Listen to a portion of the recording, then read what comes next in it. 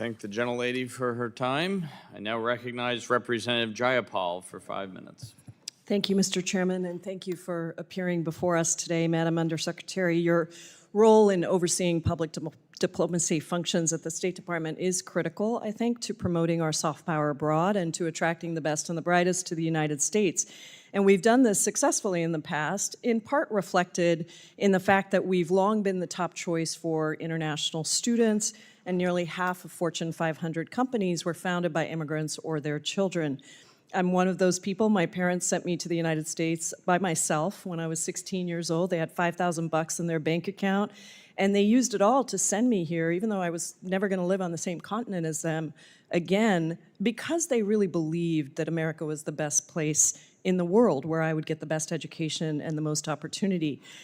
Before coming to the State Department, you were a lawyer with a focus on the First Amendment. And in your confirmation hearing, you stated that, quote, free speech is America's #1 strength, and that, quote, protecting inconvenient speech isn't a weakness, it's the whole point. And I wanted to know if you still stand by that. With all my heart. And is it correct that the First Amendment applies to everyone in the United States, regardless of citizenship status? Do you agree with that? So the Supreme Court has made clear that foreign nationals who are guests in the United States have a lot of the same First Amendment rights as Americans, but they're not completely coextensive.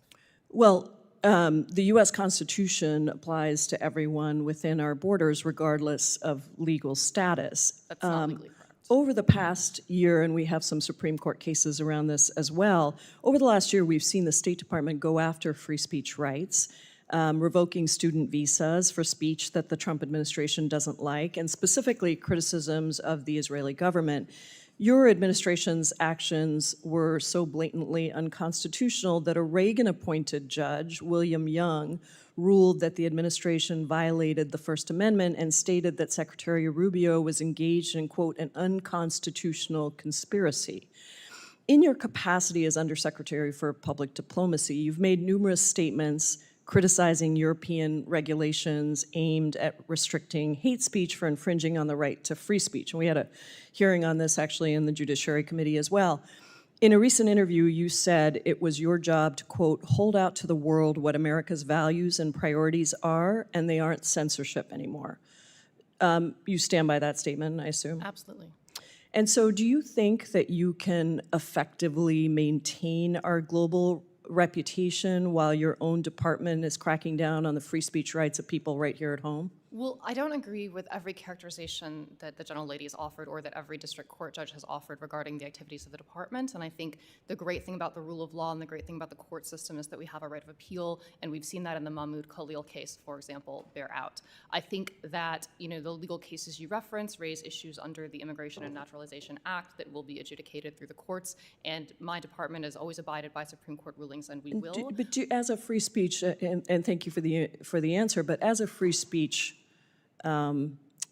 proponent, and I think you've clearly said that, don't you think that the crackdown on people who just disagree, who write an op-ed, Rumeysa Ozturk as an example, who write an op-ed and then are put into proceedings to deport them, have real consequences on free speech in general, and the perspective that the United States protects and has a First Amendment right for people to be able to say what they want, even if it means disagreeing with the government. We are losing people from around the country, and I know this for a fact because they write to me and say, I don't want to come to the University of Washington, to the United States, and take a position that I've been offered at the University of Washington because everything that I have said on my Twitter account is being analyzed.